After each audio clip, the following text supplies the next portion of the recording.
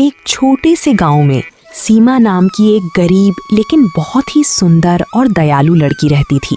वो दिन भर मेहनत करती थी, लेकिन फिर भी उसके घर में खाने की कमी रहती थी। एक रात वो नदी के किनारे बैठकर चुपचाप रो रही थी।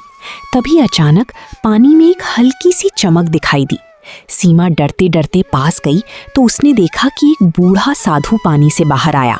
साधु ने मुस्कुराते हुए उसे एक छोटा सा मिट्टी का कटोरा दिया और कहा कि इसे हमेशा दूसरों की भलाई के लिए इस्तेमाल करना।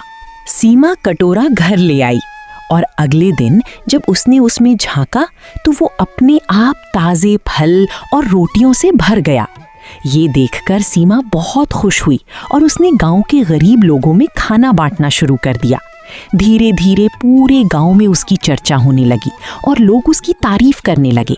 लेकिन कुछ लोगों के मन में लालच आ गया और उन्होंने सोचा कि अगर ये कटोरा उनका हो जाए तो उन्हें कभी मेहनत नहीं करनी पड़ेगी।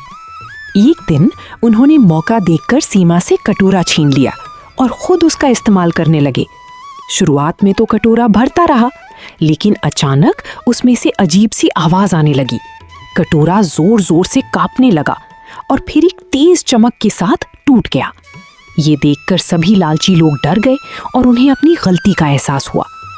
उधर सीमा उदास होकर अपने घर लौटी, लेकिन जैसे ही उसने दरवाजा खोला तो उसने देखा कि वही मिट्टी का कटोरा फिर से उसके घर में रखा था और पहली से भी ज्यादा चमक रहा था।